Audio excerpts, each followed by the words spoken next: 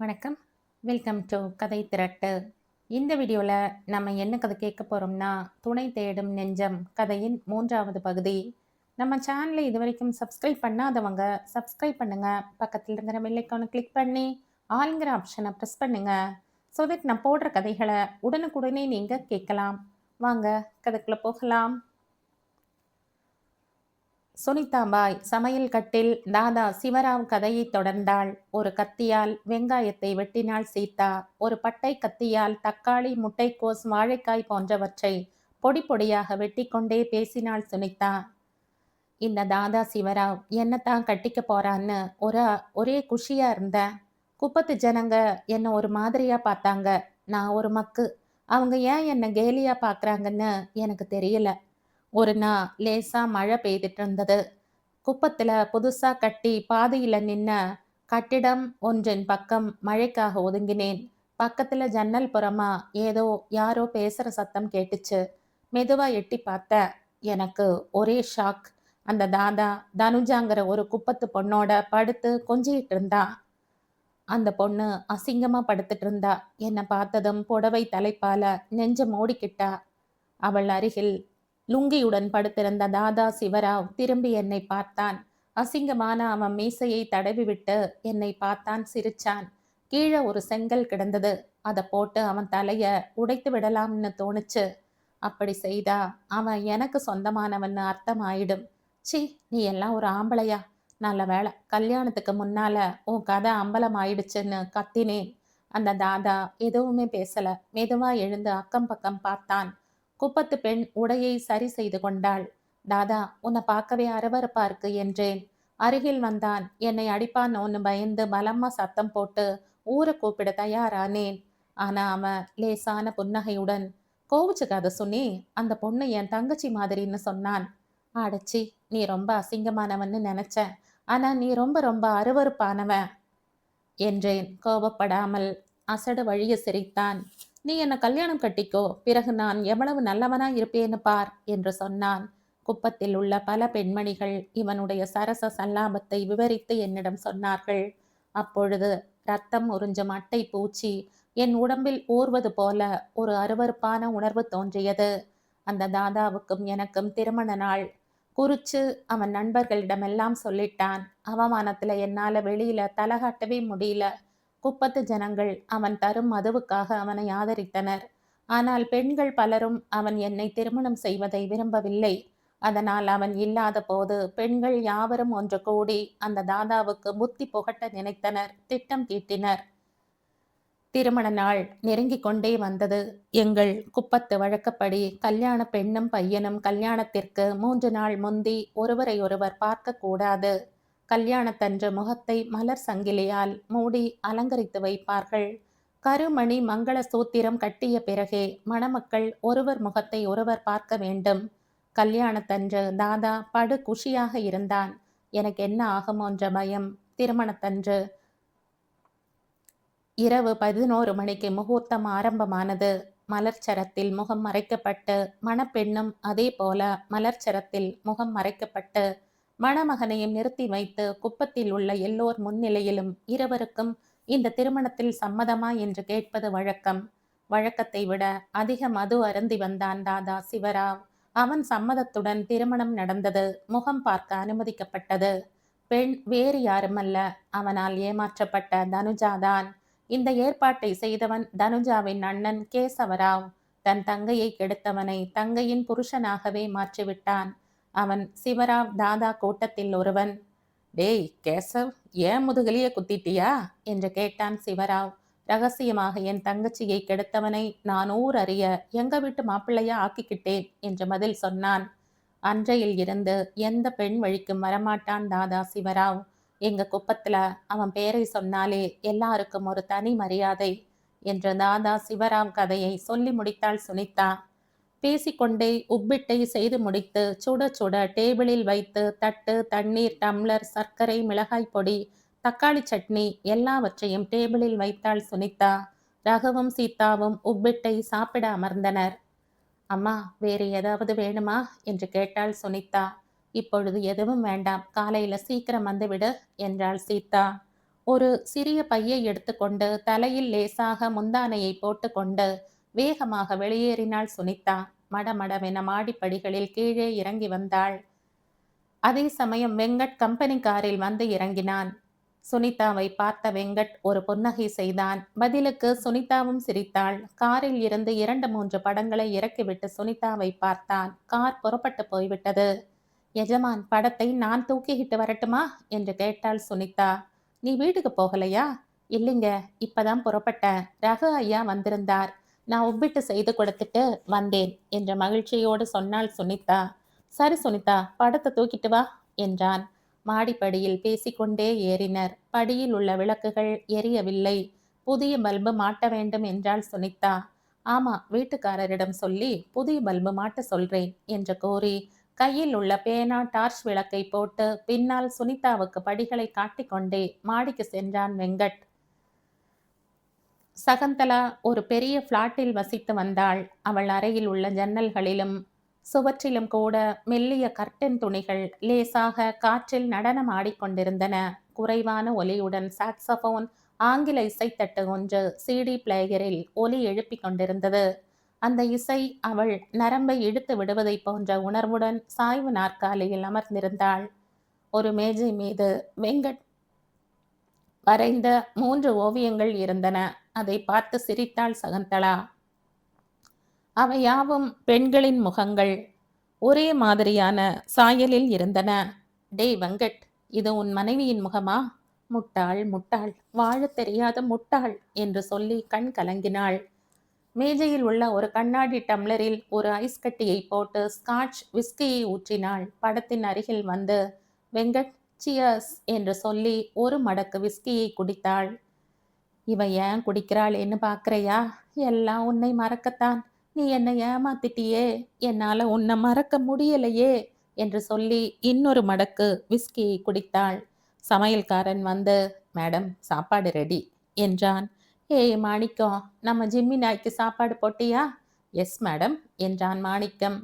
பூனை ரோசிக்கு பால் வச்சிட்டியா? வச்சிட்ட மேடம். கிளி ஜாதுவுக்கு பழமும் பருப்பும் வச்சிட்டியா? எஸ் மேடம் என்றான் மாணிக்கம். மாணிக்கம், நீ சாப்பிட்டியா? இல்லைங்க, நீங்க சாப்பிட்ட பிறகுதான் நான் சாப்பிடுவேன். ஏன் அப்படி? நீங்க எஜமானி, நான் வேலைக்காரன். ஏன் வேலைக்காரன்னா பசிக்காதா? எஜமானிக்காக காத்துக்கிட்டு இருக்கணுமா? போய் முதல்ல சாப்பிடு. அது இல்லைம்மா, வந்தாவது போயாவது. மாணிக்கம், போய் சாப்பிடு. I say you go and have your dinner என்று கோபமாக கத்தினாள் சகந்தலா. பயந்து போன மாணிக்கம் அந்த இடத்தை விட்டு ஹை ஸ்பீடு வேகத்தில் ஓடினான். சற்று போதை அடைந்த சகந்தலா அவன் பயந்து ஓடியதை பார்த்து லேசாக சிரித்துவிட்டு திரும்பினாள். வராண்டாவில் உள்ள கக்கடவ் என்ற வெள்ளை நிற கிளி ஒன்று அவளை பார்த்து சக்கு சக்கு குட் ஈவினிங் குட் ஈவினிங் என்றது. ஒரு அக்ரூட் பருப்பை ஜாதுவிடம் சகந்தலா கொடுக்க அதை ஒரு காலில் வாங்கி கொண்டு ஜாது தேங்க்யூ தேங்க்யூ என்றது. சோஃபாவில் அமர்ந்து மேஜையில் உள்ள 555 என்ற சிறிய பெட்டியில் உள்ள சிகரெட்டை எடுத்து அதை கையில் உள்ள சிகரெட் லைட்டரில் பற்ற வைத்தாள். அப்பொழுது அவள் கண்முன் அன்று கல்லூரியில் நடந்தது காட்சியாக தெரிந்தது. கல்லூரியில் உள்ள விளையாட்டு மைதானத்தின் ஒரு ஓரத்தில் ஒரு பெரிய அசோக மரம் இருந்தது. அதன் பின்புறம் புல்வெளியில் வெங்கட் அமர்ந்திருந்தான். அவன் பின்னால் வந்து நின்ற சகுந்தலா மெல்ல கனைத்தாள். ஒரு புத்தகத்தில் ஆழ்ந்திருந்த வெங்கட்டுக்கு பின்னால் சகந்தலா நின்று கனைப்பது கேட்கவில்லை. சுற்றுமுற்றும் பார்த்தாள், யாரும் இல்லை. திடீரென்று பின்னால் இருந்து அவன் கண்களை மூடினாள் சகந்தலா. அதிர்ந்து போனான் வெங்கட். விட்டுடுமா, யாராவது பாத்திர போறாங்க என்றான். காதலுக்கு வெக்கமில்ல, ஜாதி மத பேதம் இல்ல, நான் யாருன்னு சொல்லு, அது போதும் என்றாள் சகந்தலா. சக்கு சக்கு என்றான் வெங்கட். அவன் கண்களை விட்டாள் சகந்தலா. வெங்கட், ஏய் வெங்கட், இவ்வளவு காதலை என் மேல வச்சுட்டு பக்கம் பக்கமா தேன் போல தெவிட்டாத சுவையுடன் காதல் கடிதம் எழுதிவிட்டு தூங்கிக்கிட்டு இருந்த என் பெண்மையை தட்டி எழுப்பிவிட்டு ஒன்றும் புரியாதவன் போல நடிக்கிறையே என்றாள் சகந்தலா. இல்ல சக்கு, அது என் நண்பன் முரளி என்றான் வெங்கட். உன் ஆத்ம நண்பன் முரளிக்கு கூட தெரியாதுன்னு சொல்றியா வெங்கட்? நான் வேணும்னா முரளி கிட்ட சொல்றேன். நாம 2 பேரும் லவ்வர்ஸ்னு என்று சொன்னாள் சகந்தலா. சக்கு, எனக்கு ஏனோ பயமா இருக்கு என்றான் வெங்கட். வெங்கட், காதல் என்பது ஒரு புனிதமான நோன்பு. ஒரு பெண் ஒருத்தனிடம் தன் மனதை பறி கொடுத்துட்டா திரும்ப பெறமாட்டாள். உண்டியில் போட்ட காசு மாதிரி திரும்ப வராது என்றாள். சக்கு, நீ சொல்றது உண்மைன்னா நாம 2 பேரும் ஒருவரை ஒருவர் தொடக்கூடாது. கல்லூரி படிப்பு முடியும் வரை நமது காதல் கட்டுக்குள் இருக்கணும், முடியுமா என்றான் வெங்கட். வெங்கட், நீ கிழிச்ச கோட்டை நான் தாண்ட மாட்டேன். ஆனா நீ என்னை ஏமாத்திட்ட. நான் ரொம்ப ரொம்ப நொந்து போயிடுவேன். நான் இது வரைக்கும் என் வாழ்க்கையில தோல்வியை சந்திச்சதே இல்லை. இது வரைக்கும் நான் படிப்புல முதல் ரேங்க் வாங்கித்தான் பாஸ் பண்ணி இருக்கேன். விளையாட்டிலும் நான் வெற்றிதான் பெறுவேன். தோல்வி என்பது என் அகராதியில் இருந்ததே இல்லை. எதையும் ஒரு நொடியில் முடிவெடுப்பேன். முடிவின்படி கடைசி வரையில் நிற்பேன். அதுதான் சக்கு. உன் கடிதம் கண்டதும் நீதான் என் வருங்கால கணவன் என்ற முடிவெடுத்து விட்டேன். வெங்கட், என்னை நீதான் வெற்றியடைய செய்ய வேண்டும். தோற்றால் துவண்டு விடுவேன். என் வாழ்க்கையே சூன்யமாகிவிடும். என்னை கைவிட்டு விடாதே வெங்கட் என்று சொல்லி அவன் காலில் விழுந்தாள்.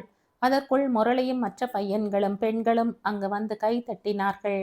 வெட்கப்பட்டு சகந்தலாவும் வெங்கட்டும் தலை குனிந்தனர். பையன்களும் பெண்களும் டும் டும் பிப்பி என்று கத்தினார்கள். தன் சுய நினைவுக்கு வந்தாள் சகந்தலா. அவள் பிடித்து போட்ட 9 சிகரெட் துண்டுகள் கீழே கிடந்தன. பாக்கெட்டில் உள்ள கடைசி சிகரெட்டை பற்ற வைத்தாள். சிகரெட்டை புகைத்து புகையை வெளியே விட்டாள். வட்ட வடிவில் அவள் வாயில் இருந்து புகை வெளிவந்தது. ஜீரோ, வாழ்க்கையே ஜீரோ என புலம்பினாள் சகந்தலா. சீதா வீட்டில் உள்ள ஸ்டுடியோவில் லேசாக பெயிண்ட் டச் செய்து கொண்டிருந்தான் வெங்கட். வாசலில் வந்து நின்றாள் சீதா. என்னண்ணா, நேரமாச்சு, சாப்பிட வாங்கோ என்றாள் சீதா. பசிச்சா நீ போய் சாப்பிடு, நான் கொஞ்ச நாழி கழிச்சு வரேன் என்றான் வெங்கட். எனக்கும் பசிக்கல, ரகு வந்திருந்தார், அவரோட சாயந்தரம் உப்பிட்டு சாப்பிட்டேன் என்றாள் சீதா. ஆமாமா, சுனிதா உப்பிட்டு செய்து கொடுத்ததா சொன்னா. உப்பிட்டு நன்னா இருந்ததா? இருந்ததா? உங்க தம்பி ரகு பாதி உப்பிட்டை சாப்பிட்டு விட்டார். உப்பிட்டு நன்னா இருக்கு, ராத்திரி நான் எதுவும் சாப்பிட மாட்டேன்னு சொல்லிட்டு போயிட்டார். சீதா, நேக்கு ஏதாவது மிச்சம் வச்சிருக்கீங்களா? உங்களுக்காக தனியா ஹாட் பேக்ல போட்டு வச்சிருக்கேன் என்றாள் சீதா. சீதா, டேபிள் மேல எல்லாத்தையும் எடுத்து வை, நான் சீக்கிரம் கை கால் கழுவி விட்டு வந்துடுறேன் என்றான். சற்று நேரத்தில் இருவரும் டேபிளில் உட்கார்ந்து சாப்பிட்டனர். ஆபீஸ்ல இன்னைக்கு வேலை அதிகமா என்று கேட்டாள் சீதா. வேலை அதிகமில்ல, வேதனை தான் அதிகம் என்றான் வெங்கட். பெயிண்ட் வேலை கூட செய்யவில்லை. பேசாது படுக்கையில் படுத்து கொண்டான். சில வினாடிகளில் சீதா தூங்கிவிட்டாள். வெங்கட்டினால் தூங்க முடியவில்லை. சகந்தலா கூறிய ஒவ்வொரு வார்த்தையும் அவள் காதுகளில் ரீங்காரம் செய்தது. ஒரு சாய்வ நாற்காலியில் அமர்ந்து பகவத்கீதையை படித்தான். கண்கள் எழுத்துக்களை படித்தன, ஆனால் கருத்துக்கு எட்டவில்லை. சகந்தலாவின் சிரிப்பொலி கேட்டது. அப்படியே தலையை பிடித்து கொண்டான். மணி 12 அடித்தது. விழித்து பார்த்தாள் சீதா. அவளுக்கு தூக்கி வாரி போட்டது. ஏன்னா, தூங்கலியா? தலை வலிக்கிறதா? நான் குரோசின் தரட்டா என்று கேட்டாள். ஆமா சீதா, ஒரே தலைவலி. சீதா ஒரு குரோசின் மாத்திரை எடுத்து வெங்கட்டிடம் கொடுத்து, ஹார்லிக்ஸ் போட்டு தரேன், சூடா சாப்பிட்டுட்டு மருந்து போட்டுக்கங்க, தலைவலி பறந்து போயிடும். உடனடியாக ஹார்லிக்ஸ் போட்டு சுட சுட கொடுத்தாள். ஹார்லிக்ஸை குடித்து கொண்டே குரோசினை போட்டு கொண்டான். டைகர் பாம் களிம்பை பூ போன்ற தன் விரல்களில் எடுத்து வெங்கட்டின் நெற்றியில் இதமாக தடவினாள் சீதா. இப்ப பரவாயில்ல என்றான். சற்று நேரம் மௌனமாய் இருந்தான். அவன் எதையோ யோசித்து கொண்டிருக்கிறான். ஆபீஸில் அவனுக்கு ஏதோ பிரச்சனை என்று உணர்ந்த சீதா அவனது மனதை திசை திருப்ப முயன்றாள். ஒரு தரம் என்னை சுனிதா காப்பாத்தினான்னு சொன்னேன்ல என்றாள் சீதா. ஆமா சீதா, ஒரு பெரிய கலாட்டா நடக்கும்போது உன்னையும் சுனிதாவையும் பஸ்ல இருந்து இறக்கிட்டாங்க. அடிக்க வந்தப்போ ஏதோ ஒரு தாதா பேரை சொல்லி சுனிதா உன்னை காப்பாத்தினாள்னு சொன்ன என்றான் வெங்கட். சுனிதா, அந்த தாதா சிவராவ் பத்தி விவரம் சொன்னா. ரொம்ப சுவாரஸ்யமா இருந்ததண்ணா என்றாள். அப்படியா? எனக்கு கொஞ்சம் அதை பத்தி சொல்லு சீதா. அந்த தாதா திருட்டுத்தனமா குப்பத்துக்காரங்களுக்கு மது கொடுத்துட்டு வந்தானாம். சுனிதாவை கட்டிக்கிட்டா குப்பத்துக்கு மதுபானம் சப்ளை செய்ய மாட்டேன்னு சுனிதா கிட்ட சத்தியம் செய்திருக்கான். அவளும் அதை நம்பிட்டா. 2 பேருக்கும் கல்யாணம் நிச்சயமாயிடுச்சு. இந்த நிலையில ஒரு நாள் தாதா சிவராவ் தனுஜான்னு வேற ஒரு குப்பத்து பெண்ணை காதலிப்பதை பார்த்துட்டா சுனிதா. அப்போ இவனோட கல்யாணம் வேண்டாம்னு பட்டுன்னு சொல்லிட வேண்டியது தானே. அதான் அங்க முடியாது. அவன் பெரிய ரவுடி, எது வேணும்னாலும் செய்துடுவான். அப்புறம் என்ன நடந்தது? சுனிதா கெட்டிக்காரத்தனமா தனுஜா அண்ணன் கேசவன் கிட்ட இதை சொல்லி இருக்கா. அவன் தாதாவுக்கு வலது கை. தாதாவை நேரிலேயே எதிர்க்க முடியாது. ஊர் அறிய தன் தங்கை திருமணத்தை நடத்திட்டா தாதா அடங்கி போயிடுவான்னு யோசிச்சான். சுனிதா குப்பத்து பெண்கள் உதவியை நாடினா. அனைவரும் ஒத்துக்கொண்டு ஆள் மாறாட்டம் செய்தனர். ரொம்ப இன்ட்ரெஸ்டிங்கா இருக்கே, எப்படி ஆள் மாறாட்டம் பண்ணாங்க? அவா வழக்கப்படி சரம் சரமா பூவால முகத்தை மூடிடுவா. பொண்ணும் மாப்பிள்ளையும் ஒருத்தர் முகத்தை ஒருத்தர் பார்க்க முடியாது. அந்த தாதா கிட்ட நீ இந்த மணப்பெண்ணை கட்டிக்கிறியான்னு கேட்டாங்க. எல்லார் மத்தியிலேயும் இந்த பெண்ணைத்தான் கட்டிப்பேன்னு சொல்லிட்டான் தாதா. மாலை மாத்தினாங்க. 7 தடவை யக்கியத்தை சுத்தி சுத்தி வந்தாங்க. கல்யாணம் முடிஞ்சது. சரமாலையை விலக்கி கொண்டு ஒருத்தரை ஒருத்தர் பார்த்துக்கிட்டாங்க. தாதாவுக்கு ஒரே ஷாக். ஆனாலும் கீழே விழுந்தாலும் மீசையில மண் ஒட்டாத மாதிரி சமத்தா நடந்துகிட்டான். சுனிதாவும் அந்த ரவுடி கிட்ட இருந்து தப்பிச்சிட்டா. பாவங்க அந்த பொண்ணு, தாயில்லா பொண்ணு. எனக்கு ஒரு தங்கச்சி மாதிரி ரொம்ப ஒத்தாசையா இருக்கா என்று சொல்லி முடித்தாள். இப்போ அது வீட்ல யார் இருக்கா என்றான் வெங்கட். அவ சித்தி வீட்ல இருக்கா. ஏங்க, அந்த தாதா ஒரு பொண்ணை லவ் பண்ணிட்டு வேற ஒருத்தியை கட்டிக்க நினைச்சானே, அது தப்பு தானே? ஆமாமா, தப்புதான். ரொம்ப பேர் இப்படித்தான் பெண் மனசை புரியாம லவ் பண்றேன்னு சொல்றது, கடைசியில வேற ஒருத்தியை கல்யாணம் செய்யறது, இதெல்லாம் பாவம் இல்லையா என்றாள் சீதா. வெங்கட்டுக்கு யாரோ தன்னை குத்தி காட்டுவது போல தோன்றியது. ஒரு வினாடி அவன் கண்முன் சகுந்தலா தோன்றி மறைந்தாள். சமாளித்து கொண்டு, சீதா, நீ சொல்றது சரிதான், ஆனால் சில சமயம் சந்தர்ப்பம் வேறு விதமா இருக்கலாம் இல்லையா என்று கூறும்போது வியர்வை அவன் முகத்தில் துளிர்த்தது. எந்த சந்தர்ப்பமானாலும் நான் ஒத்துக்க மாட்டேன். ஒரு பெண்ணுடைய மனசுல அநியாயமா ஆசைய விதைச்சிட்டு அவளை விட்டுட்டு ஓடிட்டா அவன் ஒரு நல்ல மனுஷனே இல்ல. அதே மாதிரி ஒரு நல்ல மனைவியோட வாழ்ந்துட்டு அவளுக்கு துரோகம் செய்தா கடவுள் கூட அவனை மன்னிக்க மாட்டார் என்றாள் சீதா. ஆமா சீதா, நீ சொல்றது வாஸ்தவம்தான். மனைவின்னு ஒருத்தி இருக்கும்போது வேற ஒரு பெண்ணை மனசால நினைக்கிறது கூட குற்றம்தான். பெண்களுக்கு கற்பு எவ்வளவு முக்கியமோ அவ்வளவு முக்கியம் ஆண்களுக்கும் தான். கற்பு தவறிய பெண்ணை எந்த ஆம்பளையும் மதிக்க மாட்டான். பெண்களும் அப்படித்தான் இருக்க வேண்டும். கற்பு தவறிய கணவனை எந்த மனைவியும் மன்னிக்க கூடாது என்று பேசினான் வெங்கட். எங்க ஆத்துக்காரர் ராமர் மாதிரி ஏக பத்தினி விரதன். அண்ணா, நான் இப்படியே பூவும் பொட்டோடும் இறந்துட்டா ரொம்ப சந்தோஷப்படுவேன் என்ற மன நிறைவோடு கூறி கண்ணீர் மல்க வெங்கட்டின் காலில் விழுந்தாள் சீதா. குற்ற மனது அவனை குத்தினாலும் சீதாவின் தூய்மையான மனதை அவனது உள்ளம் பாராட்டியது. அவளை அப்படியே தூக்கி நெஞ்சோடு ஒரு குழந்தையை அணைப்பது போல அணைத்து கொண்டான். இருவரும் அப்படியே படுக்கையில் சாய்ந்தனர். விளக்கு அணைக்கப்பட்டது. சீதா சற்று நேரத்தில் தூங்கிவிட்டாள். சீதாவை அணைத்தபடி படுத்திருந்த வெங்கட் வெகு நேரம் உறங்காமல் படுத்திருந்தான். சீதா இருக்கும் பிளாட்டில் வசிக்கும் மஞ்சுளா மாமி கிருஷ்ண ஜெயந்திக்காக பட்சணம் செய்ய மாவை பிசைந்து கொண்டிருந்தாள். அடுப்பில் வாணலி சட்டியை வைத்துவிட்டு எண்ணெய் இருக்கும் பாத்திரத்தை எடுத்தாள். அதில் எண்ணெய் இல்லாது தீர்ந்து போயிருந்தது தெரிந்தது. என்ன செய்வதென்று மஞ்சுளாவுக்கு புரியவில்லை. குழந்தை பாப்புவை தூக்கி கொண்டு வெளியே கிளம்பினாள். எங்கடி போற மஞ்சு என்று கேட்டான் அவள் கணவர் கோபாலன். இந்த பாருங்கோ, அவசரமா போகச்சே, எங்க போறேன்னு கேட்கப்படாது. நீ எங்க போறேன்னு சொல்லிட்டு போனா நானும் கேட்க மாட்டேன் இல்லையா? 8வது மாடியில சீதான்னு ஒரு முட்டாள் மாமி இருக்கா. அவள் அண்டை போய் எண்ணெய் கேட்டா உடனே கொடுத்துடுவா. ஓ, எண்ணெய் வாங்க போறியா? நான் உன் அழகை காட்ட போறியாகும்னு நினைச்சேன். எண்ணெய் கடன்தானே, தாராளமா போ. பாப்புவை கொடுத்துட்டு போ. ஏன்? போயிட்டு வா, அப்புறம் சொல்றேன் என்றான் கோபாலன். சீதாவின் வீட்டு காலிங் பெல்லை பல முறை அழுத்தினாள் மஞ்சு. கதவை திறந்து வந்த சீதா, வாங்க மஞ்சுளா மாமி, பாப்புவை அழைச்சுக்கிட்டு வரலையா என்று கேட்டாள். அவ இன்னைக்கு ஒரே அழுசடை பண்ணிட்டு இருக்கா. ஆத்துக்காரரை ஆபீஸ்க்கு போக விடலை, அடம் பிடிக்கிறான். சரிதான், கெடன்னு விட்டுட்டு வந்துட்டேன். குழந்தை தானே, அப்படித்தான் இருக்கும். நாம தான் விட்டு பிடிக்கணும். குழந்தையா அது? கோட்டானா வந்து பிறந்துட்டா. பாத்தியா மாமி, நான் வந்த காரியத்தை மறந்துட்டேன். பாப்புவுக்கு பட்சணம் செய்யணும்னு மாவை பிசைஞ்சு வச்சுட்டு வாணலியில எண்ணெய் விட எண்ணெய் பாட்டிலை திறந்தேன். ஆனா அதுல ஒரு சொட்டு கூட இல்லை. உன்னண்டை இருக்குமேனு ஓடி வந்தேன். கொஞ்சம் கொடுத்தா ரொம்ப ஒத்தாசையா இருக்கும். அடுத்த மாசம் நான் எண்ணெய் வாங்கும்போது திருப்பி தந்துடுறேன். அதுக்கு என்ன மாமி, என் அண்டை பிரிக்காத எண்ணெய் பாக்கெட் இருக்கு. என் ஆத்துக்காரர் ஆபீஸ்க்கு போன பிறகு நானே உங்க பிளாட்டுக்கு வந்து தந்துடுறேன் என்றாள் சீதா. அப்ப சரி, நான் போயிட்டு வரேன் என்று சொல்லி புறப்பட்டாள் மஞ்சு. மஞ்சு போனதும் கதவை மூடிவிட்டு நேராக ஸ்டுடியோ அறைக்கு சென்றாள் சீதா. பனியனை அணிந்தபடி வெங்கட் படங்களை ஸ்கெட்ச் செய்து கொண்டிருந்தான். ஏன்னா நீங்க புறப்பட நேரமாகும்னா நான் மஞ்சுளா மாமி ஆத்துக்கு போய் அவாகிட்ட ஒரு எண்ணெய் பாக்கெட் கொடுத்துட்டு வந்துடுறேன் என்றாள் சீதா. சீதா, மாமி பாப்புவை அழைச்சிட்டு வந்தாங்களா என்று கேட்டான் வெங்கட். இல்ல, அழைச்சிட்டு வரல என்றான். சீதா, முடிஞ்சா பாப்புவை சாயந்தரம் அழைச்சுக்கிட்டு வர சொல்லு. பாப்புவின் காலை பச்சரிசி மாவுல தேய்த்து கிருஷ்ண ஜெயந்திக்கு கிருஷ்ணனின் காலை பதிய வைக்கணும் என்றான் வெங்கட். சரிண்ணா, நான் போய் சொல்லிட்டு வரேன் என்று சொல்லி சென்றாள் சீதா. ஒவ்வொரு மாடியாக கீழே இறங்கினாள் சீதா. வழியெல்லாம் மறுநாள் கிருஷ்ண ஜெயந்தி கொண்டாட பிளாட்டில் உள்ள எல்லோரும் தடபுடலாக ஏற்பாடுகள் செய்த வண்ணம் இருந்தனர். மஞ்சுளா வீட்டருகில் வந்தாள் சீதா. ஜன்னல் லேசாக திறந்திருந்தது. உள்ளே பேசும் குரல் வெளியே நன்றாக கேட்டது.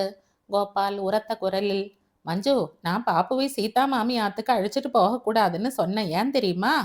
சொன்னா தானே நேக்கு தெரியும் என்றாள் மஞ்சு. அந்த சீதா மாமி இருக்காளே, அவ ஒரு மலடி. அவளுக்கு குழந்தை பிறக்காதாம், டாக்டர் சொல்லிட்டார்னு கேள்வி. அவ ஆத்துக்கு நாம பாப்புவை கூட்டிண்டு போனா அவ திருஷ்டி பட்டுடும். திருஷ்டி பட்டுட்டா பாப்பு நோஞ்சானா போயிடுவா. இப்பவே சரியா சாப்பிட மாட்டேங்கிறா, சுத்தி போடணும் என்றான் கோபாலன். அப்போது பாப்பு 2 கைகளிலும் பிஸ்கட்டுகளை வைத்துக்கொண்டு மடமடவென்று தின்று கொண்டிருந்தாள். நேக்கு ஆத்தோட மாமியார் இல்லைங்கிற குறையை நீங்க தான் தீர்த்து வைக்கிறீள் அண்ணா.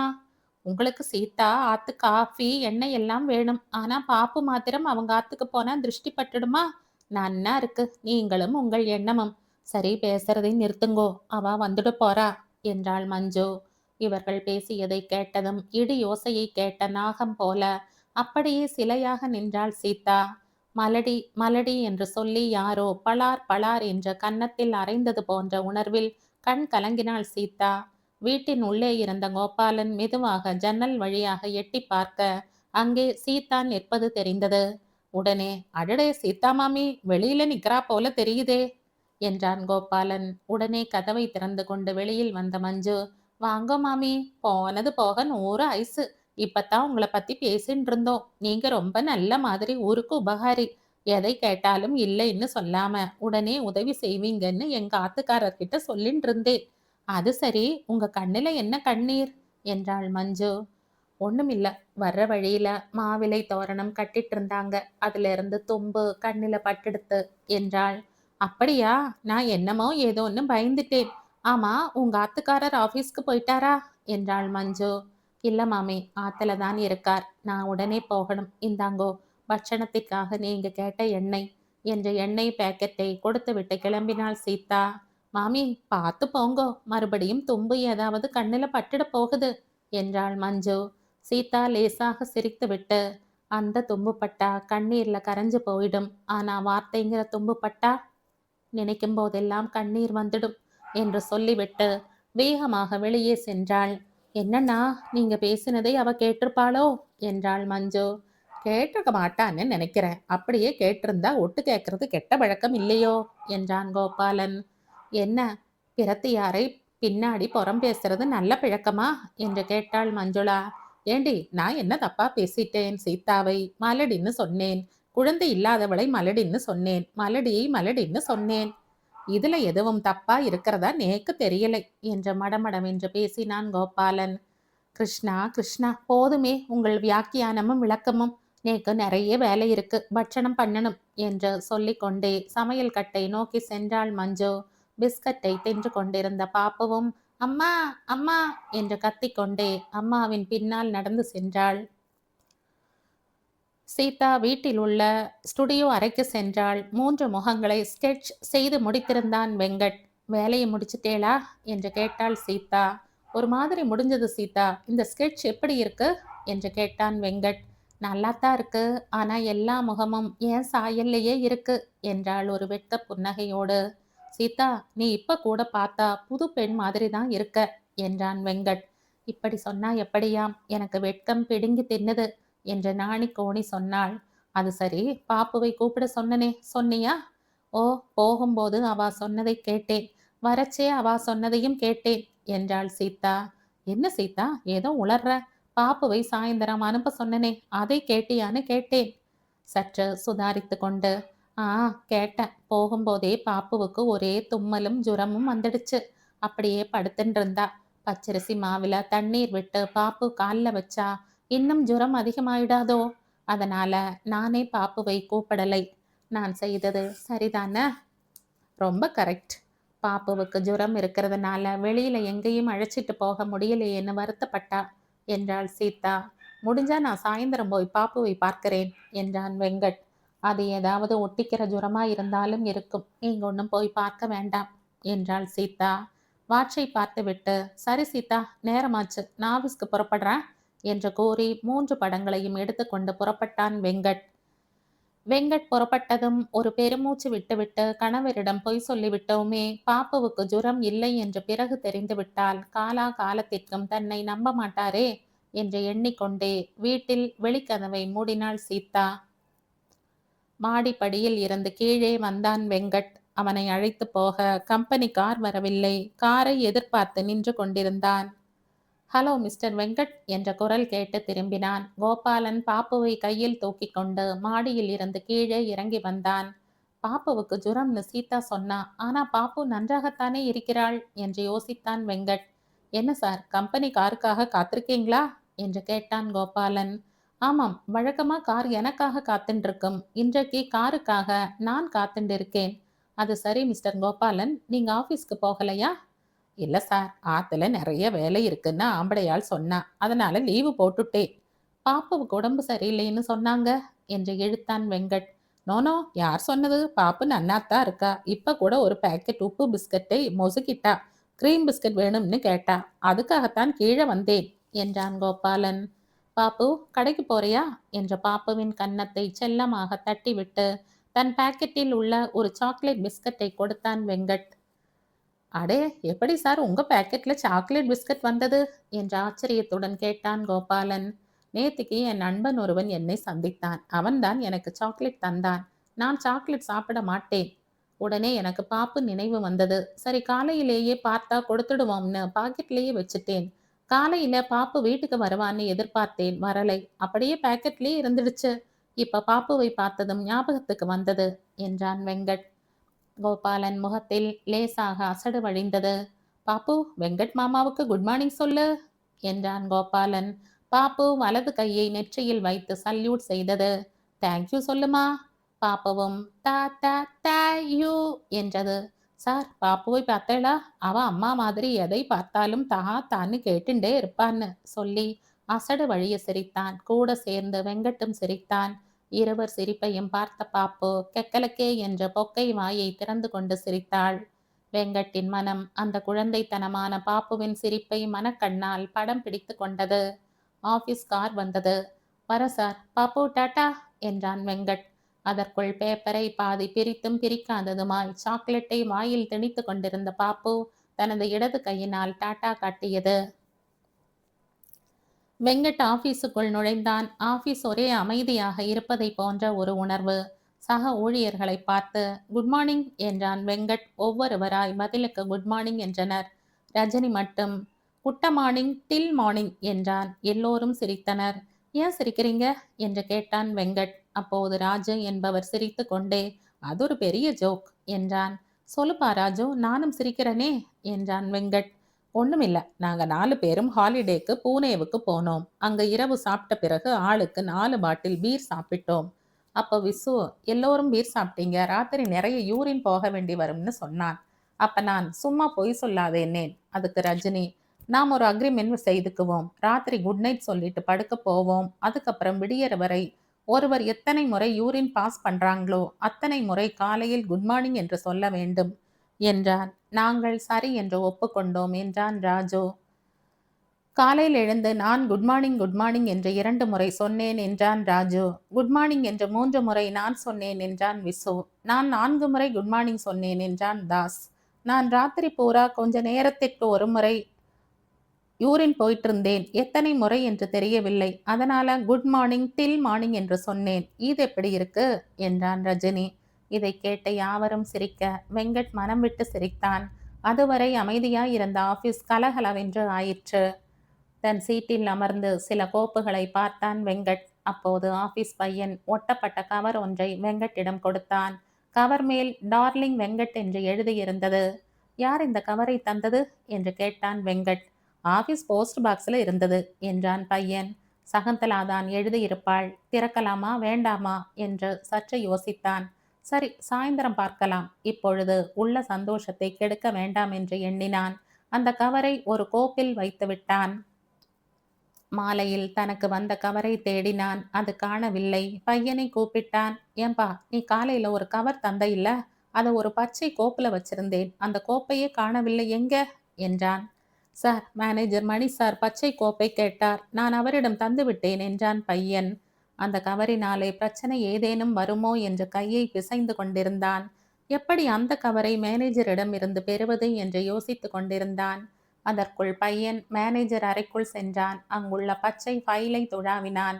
என்னப்பா, என்ன தேடுற என்று கேட்டார் மணி. சார், வெங்கட் சார் ஒரு கவரை விட்டுட்டார். இந்த பச்சை கோப்புல தவறி வந்துடுச்சான்னு பார்க்கிறேன் என்றான் பையன். பையா, நீ போய் மிஸ்டர் வெங்கட்டை கூப்பிடு என்றார். உடனே பையன் சென்ற வெங்கட்டை அழைத்து வந்தான். மிஸ்டர் வெங்கட், உட்காருங்க. உங்க கவர் என்னிடம்தான் உள்ளது. அதை நிதானமா நீங்களே பிரிச்சு படியுங்க என்றார் மணி. மணியும் ஆபீஸ் பையனும் வெளியில் சென்றனர். கவரை பிரித்து உள்ளே உள்ள கடிதத்தை படித்தான். அதில் உள்ள விவரம் அவனை அதிர வைத்தது. அன்புமிக வெங்கட்டுக்கு சகுந்தலா எழுதியது. என்னால் உன்னை மறக்க முடியவில்லை. உன்னை மறக்க மதுவை குடித்தேன். சிகரெட்டை புகைத்தேன். முடியவில்லை. நீ எனக்கு கிடைப்பாய் என்று நினைத்தேன். என் வாழ்க்கையில் நான் தோல்வியே அடையவில்லை. நீ கிடைக்கவில்லை என்ற தோல்விக்கு முன் என்னுடைய அத்தனை வெற்றிகளும் தவிடு பொடியாகிவிட்டன. இனி உன்னை பார்த்து கொண்டே இந்த ஆபீஸில் வாழ நான் ஆசைப்படவில்லை. ஆகையால் தான் என் வேலையை ராஜினாமா செய்து விட்டேன். இனி இந்த சகுந்தலா உன்னை சந்திக்க மாட்டாள். உனக்கு நிம்மதிதானே? உனக்கு ஏதேனும் உதவி தேவைப்பட்டால் நீ என்னை சந்திக்கலாம். என் வீட்டு கதவு உனக்காக எப்போதும் திறந்திருக்கும். என் வீட்டு விலாசத்தை இத்துடன் இணைத்துள்ளேன். ஒன்று கூற மறந்துவிட்டேன். ஒரு கால் உனக்கு ஒரு குழந்தை பிறந்தால் அது ஆணாக இருந்தால் துஷ்யந்த என்றும், பெண்ணாய் பிறந்தால் சகுந்தலா என்றும் பெயர் வைக்க வேண்டுகிறேன். நாம் இந்த ஜென்மத்திலோ அடுத்த ஜென்மத்திலோ சந்திப்போம். Tata, bye bye. என்றும் உங்கள் சகுந்தலா. சக்கு, என்னை மன்னித்துவிடு என்று முணுமுணுத்தான் வெங்கட். வெங்கட் வீட்டில் தன் ஸ்டுடியோவில் பெயிண்ட் செய்து கொண்டிருந்தான். கள்ளம் கபடமற்ற குழந்தை சிரிப்பது போன்று அழகாக பெயிண்ட் செய்து கொண்டிருந்தான். இரவு 11 மணி ஆயிற்று. அவன் பெயிண்ட் முடியும் தருவாயில் இருந்தது. என்னண்ணா, சாப்பிட வரலையா என்று கேட்டுக்கொண்டே ஸ்டுடியோவுக்குள் வந்த சீதா அப்படியே ஆச்சரியத்தில் நின்றாள். நிஜமாகவே ஒரு குழந்தை கண் எதிரில் சிரித்து கொண்டிருப்பது போன்றிருந்தது வெங்கட்டின் படத்தில். ஆனால் அந்த குழந்தையின் முக ஜாடை பாப்புவின் முக ஜாடை போல் இருந்தது. ஏன்னா, இந்த முகம் பார்த்த மாதிரி இருக்கே. ஆமாம், இது பாப்புவின் முகம்தான். காலையில என் மனதில் பதிந்தது. காலையில எப்போ பாப்புவை பார்த்தீள்? காலையில ஆபீஸ் போகும்போது கோபாலன் பாப்புவை கடைக்கு போக கீழே கூட்டிண்டு வந்தார். நான் கூட பாப்புவுக்கு ஒரு சாக்லேட் கொடுத்தேன். அதற்கு மேல் இருவரும் பேசவில்லை. சாப்பாட்டு மேஜையில் அமர்ந்து அமைதியாக சாப்பிட்டான் வெங்கட். ஏதோ பேச நினைத்தாள் சீதா. ஆனால் பேச வாய் வரவில்லை. மேஜையில் வைத்திருந்த பாலை குடித்துவிட்டு படுக்கையில் படுத்து கொண்டாள். மேஜையில் வைத்திருந்த பாலை குடித்துவிட்டு படுக்கையில் படுத்து கொண்டான். சீதாவும் அவன் அருகில் படுத்து கொண்டாள். மணி 12 அடித்தது. இருவரும் உறங்காமல் எதையோ யோசித்த வண்ணம் அமர்ந்திருந்தனர். ஏன்னா, நீங்கள் என்னை மன்னிக்கணும். நான் உங்களாண்ட ஒரு பெரிய பொய் சொல்லிட்டேன் என்றாள் சீதா. என்ன பொய் சீதா? வந்து காலையில பாப்புவுக்கு உடம்பு முடியலைன்னு பொய் சொல்லிட்டேன். என்னை மன்னிச்சிடுங்கோ. ஓ, இவ்வளவுதானா? நான் என்னவோ ஏதோன்னு நினைச்சிட்டேன். ஆமா, ஏன் அப்படி ஒரு பொய் சொன்ன? வந்து நான் அவங்க வீட்டுக்கு எண்ணெய் பேக்கெட்டுடன் சென்ற போது அவா பேசிட்டு இருந்தது என் காதல நன்னா விழுந்தது. என்ன மலடின்னு கோபாலன் சொன்னார். அப்படியா சொன்னார்? நம்ம ஆத்துக்கு அந்த பாப்பு வந்தா திருஷ்டி பட்டுடுமா? நேக்கு சவுக்கால் அடிச்ச மாதிரி ஆயிடுச்சு. அவா பாப்புவை அனுப்ப மாட்டா. இதை உங்களாண்டு எப்படி சொல்றதுன்னு தெரியல. அதனால பாப்புவுக்கு உடம்பு முடியலேன்னு ஒரு பொய்யை சொன்னேன் என்று கண்ணீருடன் சொன்னாள் சீதா. அவர் அப்படி பேசுவார்னு நான் நினைக்கவே இல்லை. அது சரி, உன்னை அவர் எப்படி மலடின்னு சொல்லலாம்? உனக்கு இன்னும் கொஞ்ச நாள் கழிச்சு குழந்தை பிறக்கலாம் இல்லையா? நீ இதை பத்தியெல்லாம் கவலைப்படாத என்றான் வெங்கட். கண்ணீருடன் படுத்து உறங்கிவிட்டாள் சீதா. காலையில் எழுந்து பார்க்கும்போது பூஜை அறை வரை அழகிய குழந்தை காலடி கிருஷ்ணன் பூஜை அறைக்கு வந்தது போன்று தரை முழுவதும் வண்ணத்தால் வரையப்பட்டிருந்தது. வெங்கட் சட்டை காலரில் வண்ண பூச்சுகள் தென்பட்டன. அவன்தான் அவள் உறங்கிய பின் இந்த காலடிகளை வரைந்தான் என்பதை அறிந்து அவன் கால்களை தொட்டு கும்பிட்டாள் சீதா. அன்று மாலை சீதா உள்ள எல்லா பிளாட்டிலும் கிருஷ்ண ஜெயந்தி வெகு விமர்சையாக கொண்டாடப்பட்டது. அண்டை வீடுகளுக்கு பலகாரங்கள், முறுக்கு, சீடை வகையறாக்கள் பரிமாறப்பட்டன. சீதா பயபக்தியுடன் பட்சணங்களை கிருஷ்ணர் படத்தின் முன் படைத்து தூபங்கள் ஏற்றி வைத்து வெங்கட்டை கூப்பிட்டு ஆரத்தி காட்ட சொன்னாள். வெங்கட்டும் ஆரத்தி காட்டினான். சிறிய மணியால் ஒலி எழுப்பினான். இருவரும் கற்பூரத்தை கண்களில் ஒற்றி கொண்டனர். அப்பொழுது யாரோ காலிங் பெல் அடிப்பதை கேட்டனர். சீதா வேகமாக வாசல் புறம் வந்து கதவை திறந்தாள். ஆச்சரியமாயிருந்தது. கோபாலன் தன் மனைவி மஞ்சுளா, குழந்தை பாப்புவுடன் அங்கு வந்திருந்தார். வாங்கோ என்று அழைத்துவிட்டு, அண்ணா யார் வந்திருக்கார் பாருங்கோ என்று கத்தினாள் சீதா. அங்கு வந்த வெங்கட் கோபாலுவை வரவேற்று குழந்தை பாப்புவை கையில் ஏந்தி கொண்டார். குழந்தை பாப்புவின் கையில் நிறைய பட்சணங்கள் இருந்தன. மஞ்சுளா பட்சணங்கள் நிறைந்த ஒரு பிளாஸ்டிக் பையை சீதாவின் கைகளில் கொடுத்தாள். உட்காருங்கோ என்று சீதா சொல்ல இருவரும் அமர்ந்தனர். மடமடவென்று உள்ளே சென்று தட்டுக்களில் பட்சணங்கள் இட்டு வெளியில் வந்து இருவருக்கும் தந்தாள். ஆளுக்கு ஒரு இனிப்பு சீடையை சுவைத்தனர். மஞ்சுளா இனிப்பு சீடை எவ்வாறு செய்வது தனக்கு சரியாக வரவில்லை என்று பேசினாள். குழந்தை பாப்புவுடன் அமர்ந்திருந்தான் வெங்கட். பூஜையில் வைத்திருந்த மிதப்பை பாப்புவுக்கு கொடுத்தாள் சீதா. பாப்புவும் வாய் நிறைய வெண்ணெயை சாப்பிட்டு முகத்தில் கோமாளி போல பூசிக்கொண்டது. கோபாலன் கொஞ்சம் கனைத்து கொண்டு, மிஸ்டர் வெங்கட், நீங்க எங்களை மன்னிக்கணும். சீதா மாமி, நீங்களும் எங்களை மன்னிக்கணும். நேத்து நீங்க எங்க ஆத்துக்கு வந்தப்போ உங்க மனம் நோகும்படி பேசிட்டேன். மனசுல வச்சுக்காதீங்கோ. யாரோ சீதா மாமிக்கு இனிமே குழந்தை பிறக்காதுன்னு சொன்னாங்க. அதனால மலடின்னு அவங்க காது கேட்கும்படி பேசினது தவறுதான். அதற்காக மன்னிச்சிடுங்கோ. நல்ல நாள் அதுவுமா. நல்லதையே பேசணும், நல்லதையே கேட்கணும்னு பெரியவா சொல்லி இருக்கா. நாங்க சிறுபிள்ளைத்தனமா நடந்துகிட்டோம். அதற்காக வருத்தப்படுறோம் என்றான். இல்ல, நான் அப்பவே மறந்துட்டேன் என்றாள் சீதா. பாப்புவின் ஜாடையில் வரைந்த ஓவியத்தை இருவரிடமும் காட்டினான் வெங்கட். பாப்பு அந்த படத்தை பார்த்து பார்த்து தான் அந்த படத்தில் உள்ளது என்பதை அறிந்து பாப்பு பாப்பு என்று சொல்லி கொக்கோ என்று சிரித்தது. எல்லோரும் கூட சேர்ந்து சிரித்தனர். அப்பொழுது சற்று நினைப்பு வந்தவளாக மஞ்சுளா, அண்ணாவுக்கு மாதுங்கா ஏரியாவில் ஒரு சாஃப்ட்வேர் கம்பெனியில் வேலை கிடைச்சிடுத்து. அங்கேயே ஜாகையும் தரா. அதனால இன்னும் 15 நாள்ல இங்க காலி செய்துட்டு மாதுங்கா போயிட போறோம் என்றாள். இத்தனை நாளா சொந்தக்காராளை போல பழகிட்டு இப்ப காலி பண்ணிட்டு போறேன்னு சொல்றேன். நேக்கு மனசு கேட்கலை என்றாள் சீதா. மாதுங்கா பக்கத்துல தானே இருக்கு. எங்களுக்கு லீவு கிடைக்கிறப்போ உங்களை வந்து பார்க்கிறோம். நாங்க அங்க போன பிறகு நீங்க ஒரு நாளைக்கு அங்க வாங்கோ. அங்க நன்னா வசதியா இருக்குன்னு சொன்னா என்றாள் மஞ்சுளா. சீதா பாப்புவை கையில் எடுத்து முத்தம் கொடுத்து, டே கண்ணா, இந்த ஆன்ட்டியை மறந்துடாத என்றாள். பாப்புவின் வெண்ணையை சீதா முகத்தில் தடவி கள்ளம் கபடம் இல்லாது சிரித்தது.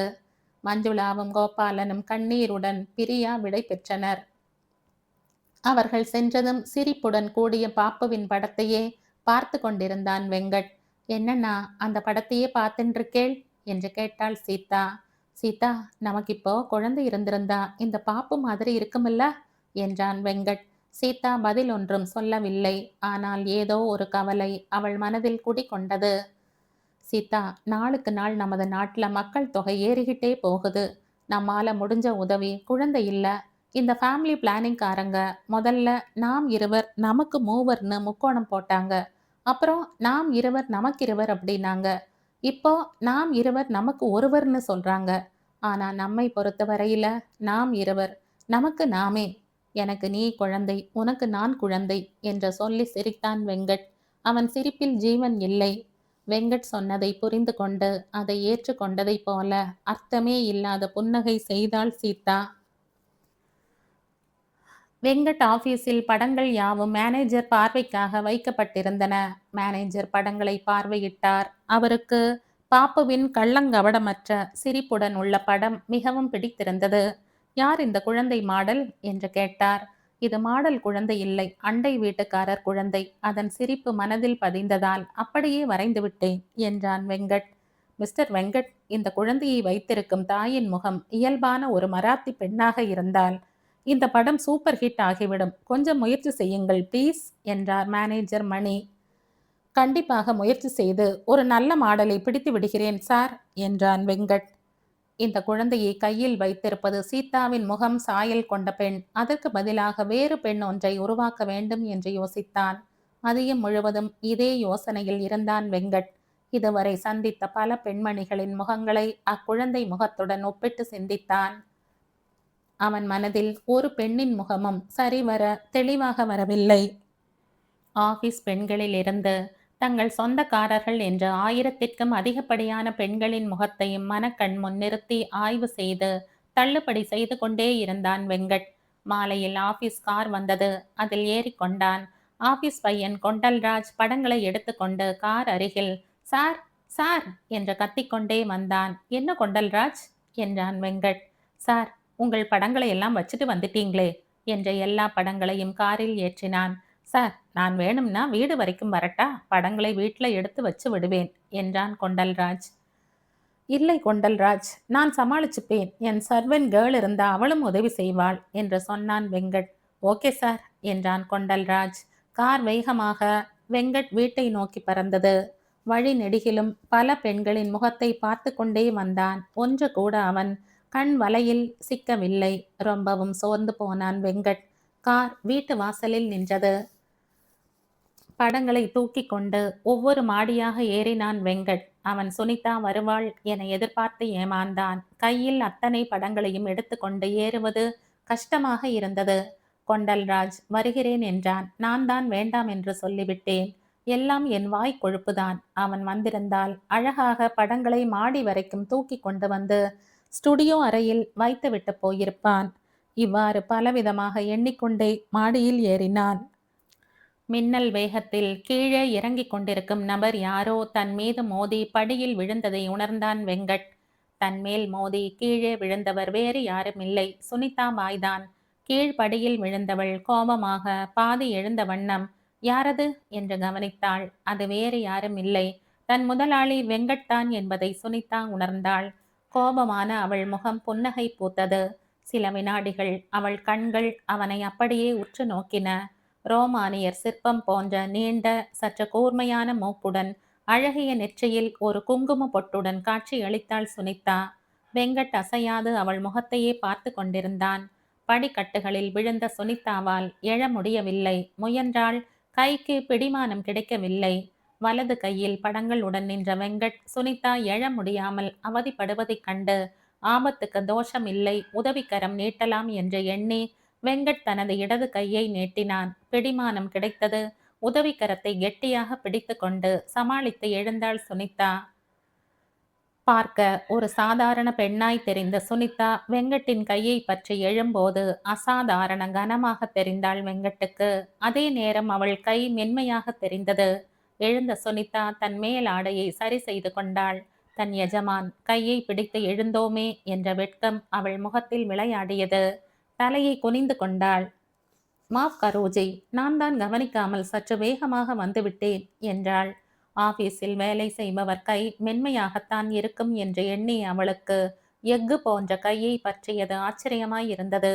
சிறு வயதில் இருந்தே வேலை செய்து உழைத்து அவள் கைகள் காய்ச்சி போயிருந்தன. அப்படிப்பட்ட அவளுக்கு வெங்கட்டின் கை இரும்பை போல இருந்தது. நம்ப முடியாத ஆச்சரியமாயிருந்தது. வெறும் பிரஷை பிடித்து வண்ணம் பூசி வேலை செய்யும் இவர் கரம் இவ்வளவு திடமாக உள்ளதே, எப்படி என்று ஒரு நாள் கேட்க வேண்டும் என்று எண்ணினாள் சுனிதா. சுனிதா, இந்த படங்களை தூக்கி கொண்டு மாடிக்கு வரையா என்று கேட்டான் வெங்கட். நிமிர்ந்து அவன் கண்களை பார்த்தாள். அவன் அவள் கண்களை பார்த்தான். அந்த மினுமினுப்பு விளக்கொளியில் அவள் கண்கள் பல பளவென மின்னின. சுனிதா அவன் கைகளில் உள்ள படங்களை வாங்கி கொண்டாள். மாடிப்படிகளில் இருவரும் மௌனமாக நடந்தனர். சுனிதா மெதுவாக, ஐயா, நீங்க சொன்னதும் வீட்டுக்காரர் மாடிப்படிகளில் புதிய பல்புகளை மாட்டிட்டார். வெளிச்சம் சற்று குறைவாகத்தான் இருக்கு, ஆனா வெளிச்சம்னு ஒண்ணு இருக்கே என்றாள். ஆமா சுனிதா, இந்த வெளிச்சம் கூட இல்லாட்டி படிக்கட்டே தெரியாது. கீழே விழுந்தா ஒருத்தர் மேல ஒருத்தர் விழ வேண்டியதுதான் என்று சொல்லிக்கொண்டே சிரித்தான் வெங்கட். மாடிப்படிகளில் அவன் சிரிப்பு எதிரொலித்தது. இந்த கதையின் தொடர்ச்சியை அடுத்த பதிவில் கேட்கலாம். நன்றி.